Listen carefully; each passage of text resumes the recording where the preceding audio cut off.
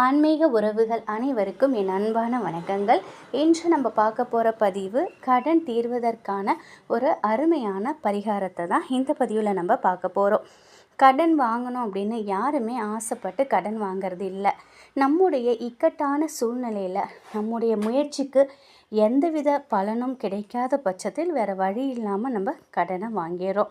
அந்த வாங்கின கடனை அடைக்கிறதுக்கு பல முயற்சிகள் செய்தாலும் அதில் எந்த பலனும் நமக்கு கிடைக்காம துவண்டு போகிறோம்.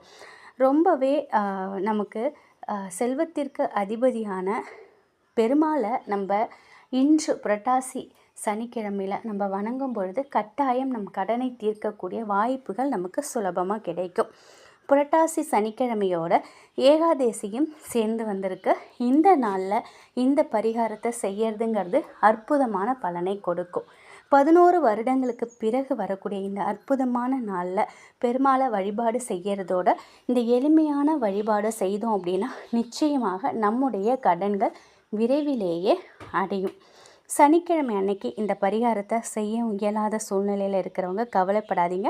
அடுத்த வாரம் வரக்கூடிய புரட்டாசி சனிக்கிழமையிலும் இந்த வழிபாட்டை செய்யலாம். இந்த வழிபாட்டை புரட்டாசி சனிக்கிழமை அன்னைக்கு சனி ஓரையில் தான் செய்யணும். காலையில் 6 to 7, மதியானம் 1 to 2, இரவு 8 to 9 இந்த மணிக்குள்ளே நீங்கள் இந்த பரிகாரத்தை செய்யலாம். இந்த பரிகாரம் செய்யறதுக்கு முன்னாடி பெருமாளோட படத்தை சுத்தமாக தொடச்சிட்டு சந்தன குங்குமம் வைத்து வாசனை மலர்களால் அலங்காரம் பண்ணிக்கோங்க. பெருமாளுக்கு பிடித்த நெய்வேத்தியம் ஏதாவது ஒன்று இனிப்பு பொருளை வைங்க. அடுத்ததாக ஒரு பித்தளை சொம்பு எடுத்துக்கோங்க. சின்ன அளவில் இருந்தால் கூட போதும். அப்படி பித்தளை சொம்பு இல்லை, வெள்ளியில் எங்கள்கிட்ட இருக்குனாலும் அதையும் யூஸ் பண்ணிக்கோங்க. அப்படி இல்லைனாலும் மண்பானை இருக்குங்கிறவங்க அதையும் நீங்கள் யூஸ் பண்ணிக்கலாம். அதுக்கப்புறம் அந்த நம்ம எடுத்து வச்சுருக்க சொம்பில் வெளிப்புறம் நல்லா துடைச்சிட்டு நாமம் போட்டுருங்க. ஒரு வெள்ளை நிற துணியை மஞ்சளில் துவைத்து எடுத்து உலர வச்சு காய வச்சு எடுத்துக்கோங்க. அந்த சொம்போட வாயில் அந்த துணியை கட்டிடணும். அந்த துணிக்கு நடுவில் ஒரு ஓட்டையை போட்டுருங்க. அதை ஒரு உண்டியல் மாதிரி தயார் பண்ணிக்கோங்க. இந்த உண்டியலில் முக்கியமாக நம்ம போட வேண்டிய பொருள்னு பார்த்தா 3. இந்த 3 பொருளை போடுறதுக்கு முன்னாடி பெருமாளை மனதார நினச்சிக்கோங்க. பெருமாளோட நாமங்களை சொல்லிக்கிட்டே போடணும். பெருமாளோட நாமங்கள் தெரிந்தால் நீங்கள் சொல்லிக்கிட்டு போடலாம். இல்லை கோவிந்தாங்கிற நாமத்தை கூட சொல்லி நீங்கள் போடலாம். இந்த உண்டியலில் முதல்ல போட வேண்டியது பச்சை கற்பூரம், அடுத்ததாக வெந்தயம், 3ஆவதாக 11 ரூபாய் நாணயம். என்னுடைய கடன் பிரச்சனைகள் அனைத்தும் தீரணும், அதற்கு நீ தான் நல்ல வழியை காட்டணும் அப்படின்னு பெருமாள்கிட்ட மனசார வேண்டிக்கிட்டு இந்த வழிபாட்டை நீங்கள் செய்யுங்க. உங்களுக்கு எப்பொழுதெல்லாம் தோன்றுதோ, எப்பொழுதெல்லாம் உங்கள் கையில் பணம் இருக்கோ உண்டியலில் நீங்கள் போட்டுக்கிட்டே வரலாம். இப்படி போடும்போது கடன் பிரச்சனை தீரணும் அப்படின்னு பெருமாள்கிட்ட வேண்டிக்கிட்டே போடுங்க. சுத்தமாக இருக்கும்போது தான் இதை போடணும்.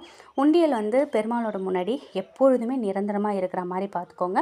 நம்ம திருப்பதிக்கு போகும்போது இல்லை திருப்பதிக்கு நிகரான ஒரு பெருமாள் கோயிலுக்கு போகும்பொழுது இந்த பணத்தை எடுத்துக்கொண்டு போய் அந்த உண்டியலில் போட்டுருங்க. ரொம்பவே சக்தி வாய்ந்த இந்த உண்டியல் பரிகாரத்தை முழு நம்பிக்கையோடு செஞ்சுட்டு வாங்க. 1 வருடத்துக்குள்ளே உங்களுடைய கடன் பிரச்சனை எல்லாமே தீர்ந்து நிம்மதியான வாழ்க்கையை பெருமாள் கொடுப்பாங்க. முழு நம்பிக்கையோட பெருமாளையும் தாயாரையும் நினைத்து இந்த வழிபாட்டை செய்யுங்க. புரட்டாசி மாதம் முழுவதும் துளசி தீர்த்தத்தை பெருமாளுக்கு வைங்க. எப்பொழுதும் துளசி மாலைகள் இல்லை துளசி இலைகளை கூட நீங்கள் பெருமாளுக்கு சாத்திக்கிட்டு வரலாம்.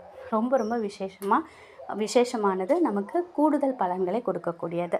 இந்த தகவல் உங்களுக்கு பயனுள்ளதாக இருக்கும் அப்படின்னு நம்புகிறேன். நன்றி.